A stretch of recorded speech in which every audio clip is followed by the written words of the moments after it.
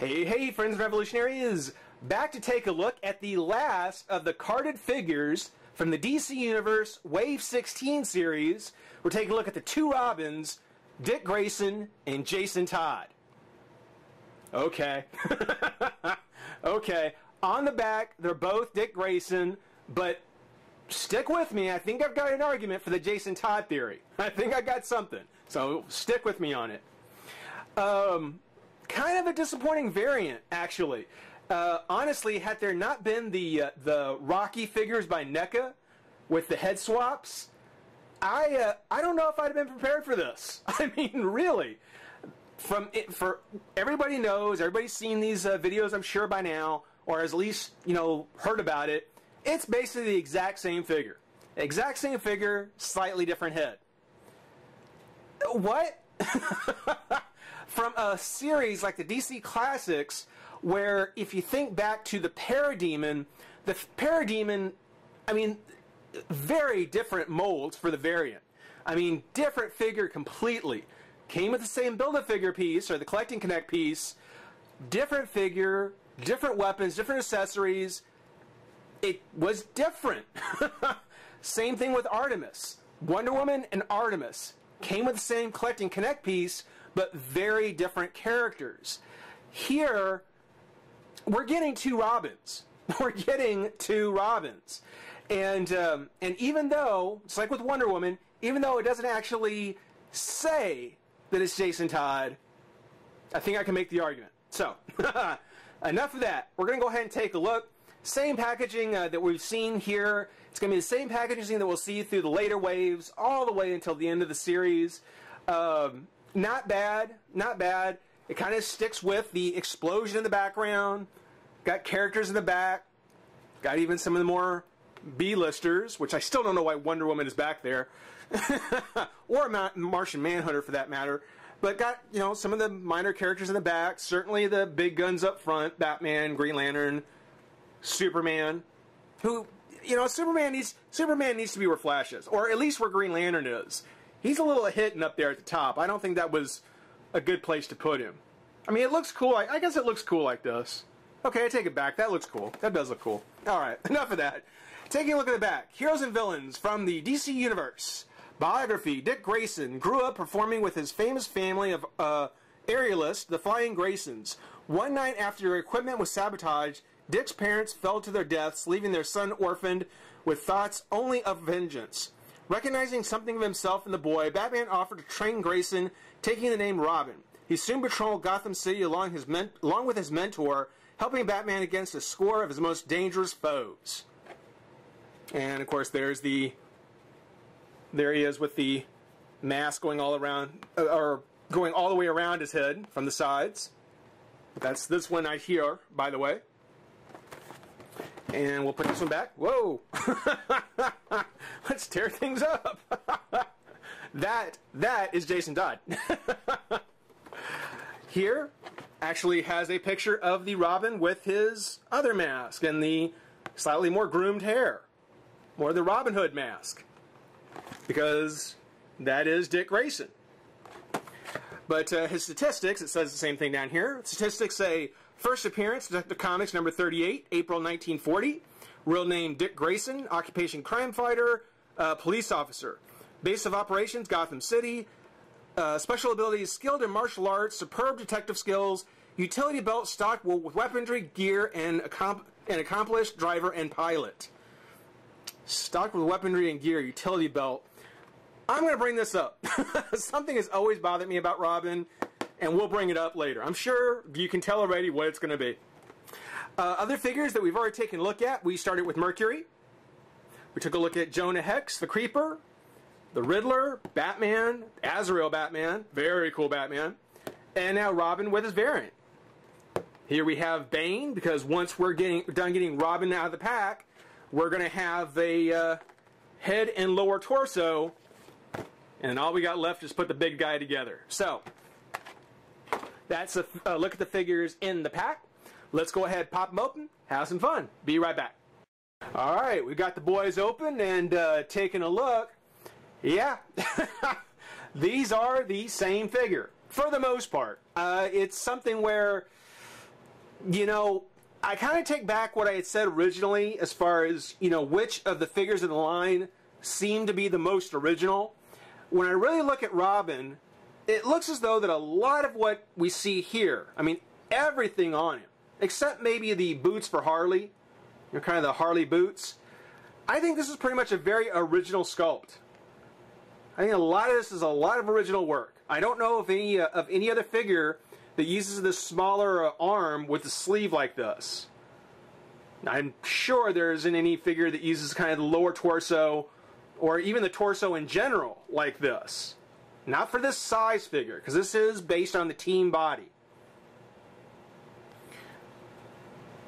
But it's very much appreciated. It's kind of amazing, actually, that it did take so long for us to get a Robin. You know, Batman, we've had Batman after Batman after Batman, and save that dynamic duo 2-pack, you know, I really had thought we would have seen Robin much earlier in the series. Much, much earlier. So along with Jonah Hex and the Creeper, we finally get a Robin. And this one being the more clean-cut, kind of the Burt Ward Robin, the Dick Grayson, who of course we all know would later go on to become Nightwing. Got a bit of a smile on his face. Got more of the Robin Hood mask. Again, more of the wholesome haircut. One of the problems I had with this one, and you can still see it in spots, in the hair, there's some kind of, well, there's a good spot right there, you can tell, you know, around the one ear here, and just in various different parts that I've already taken a Sharpie marker on, you know, a lot of the flesh tone kind of ended up in the hair. I mean, it could have been so bad it would almost look like there was a bald spot here, you know. But like I said, you take a Sharpie marker to it, no problem, no problem. But great looking Robin. Certainly the iconic Robin, you know, the one that I think that had to get done. You know, they would have had to do the Robin with this head. That is just so cool. The other one, and I'm going to talk about, well, I'll talk about it now. Well, okay, yeah.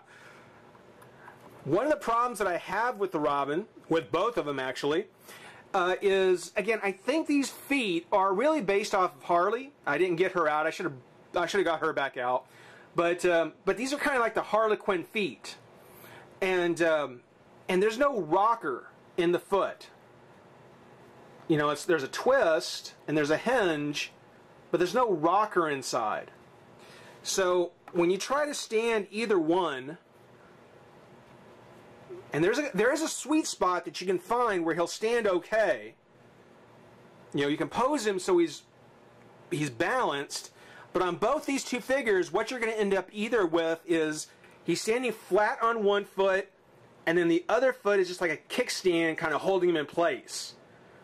And the cape, which is just a regular, you know, DC Universe cape, it's heavy enough that if you tap it, just so, you knock it off balance, it'll fall right over. And that's a bit of a disappointment because, you know, I would really want Robin kind of up front with Batman, but if the bookshelf gets knocked or something, you know, butts up against it, if he falls back, he's taking figures with him. So, you know, there's a good sweet spot that you can get him to stand on, and if you've got one of the DC Universe bases, it might be worth using, but then again, maybe not, which we'll talk about here in a minute. With this Robin, this one, his feet, it doesn't really lay, neither foot lays flat.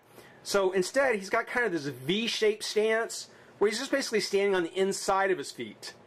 So it's again, neither one stands flat-footed and pretty steady. You know, they're just off balance both. And again, you can find that sweet spot, but it'll drive you kind of nuts. Here we have the Jason Todd Robin, and again, hear me out. Of course, you know, his hair is a little more unkempt. You know, got his bangs hanging in his face. You know, no smile. A little more beady-eyed. You know, he's got kind of a furrow brow, got the evil eyebrows. And to me, and I might be wrong, if you look at the mask, he's got kind of one of those kind of bank robber masks, one of those old school kind of bank robber masks. You know, whereas the Dick Grayson Robin with the Robin Hood mask and the nice hair and big smile, you know, that's the Robin. That's the Robin. Stay. This one, again, definitely more angry. You know, not as wholesome. Certainly not someone who would go on to become Nightwing or any kind of hero in his own right necessarily. Well, maybe, but definitely on the edge. We'll say that. As I was saying, the cape. It's got the nice soft cape. Good color. It's a nice color. It's a yellow, but it's not kind of this banana yellow. It's got this brownish gold inside it. So it looks really good with some shadow. Of course, you got the Robin icon, the logo, whatever, right there on the chest. His scaled trunks.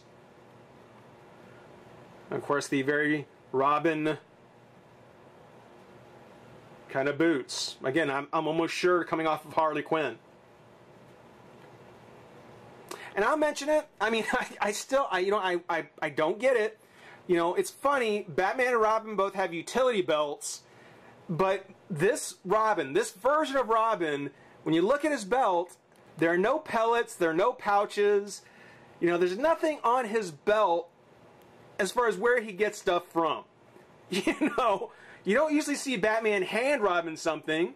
You know, he usually just kind of reaches behind his back and pulls out whatever he needs. But funny enough, there's nothing back there either. So I always thought that was kind of funny with Robin. At least, you know, with the traditional old school Robin, it's like, what does he where are his gadgets?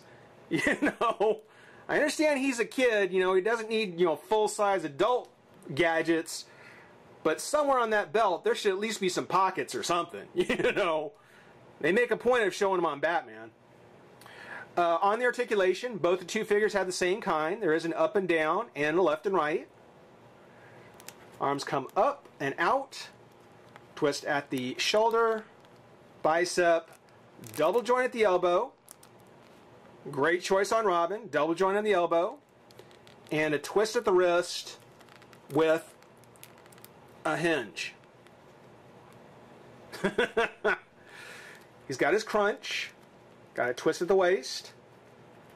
He's got his little, the bottom of his shirt that comes out, but it doesn't get in the way. Legs come up and out.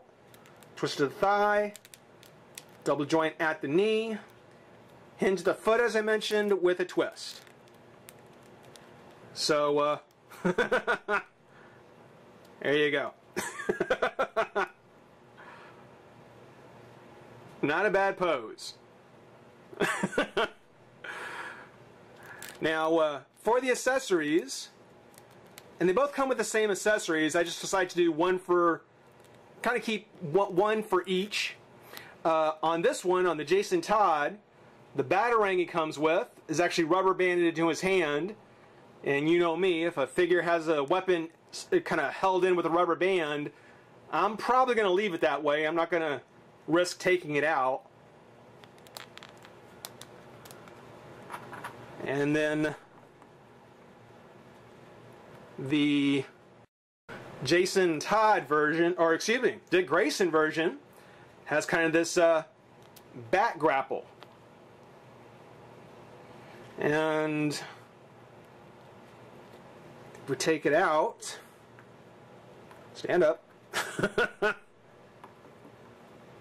There we go. It actually will come out like so. And it will unravel.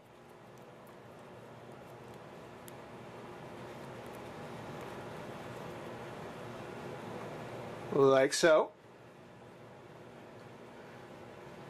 And it actually has a line in there. Now, I mean, I'm all for using string and stuff like that for certain kinds of accessories. But this is one of those examples again. I think that if they had had like a wire, like a bendy wire, I would have preferred that, because that way you could have actually posed it, you know, extended out as if he's holding it and it's being shot from the handpiece here, from the handle. I mean, you can put it in, and thank goodness that they actually make it like a rocket launcher, but it'll actually fit in like so. And the string kind of hangs down. And if you had a place to, you might actually be able to hang it somewhere. It's pretty secure. These are pretty hefty hooks. I'm pretty sure you could probably keep Robin hanging from it.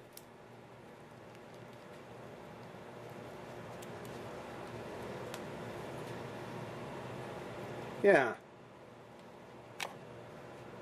Yeah, I mean it's not soft plastic, but I really think it would be much cooler to have it where you could actually have him firing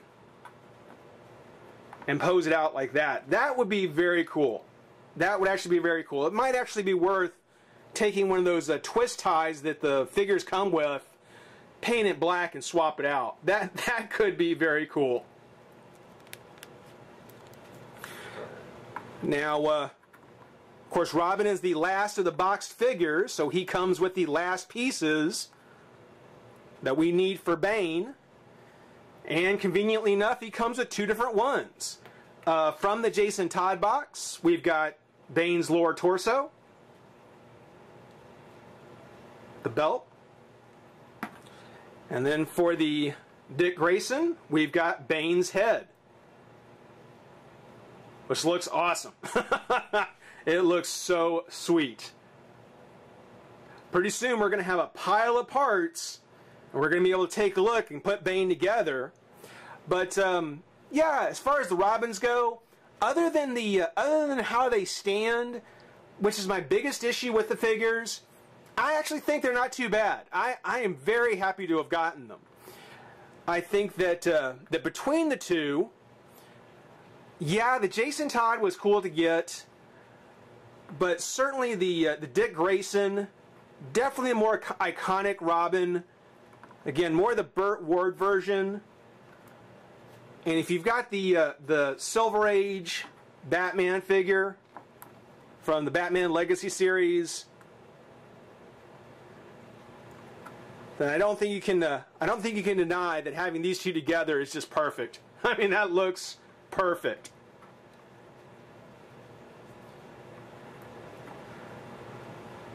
Hope everybody enjoyed watching. Rate, comment, subscribe, join the revolution. We'll see you soon. Bye-bye.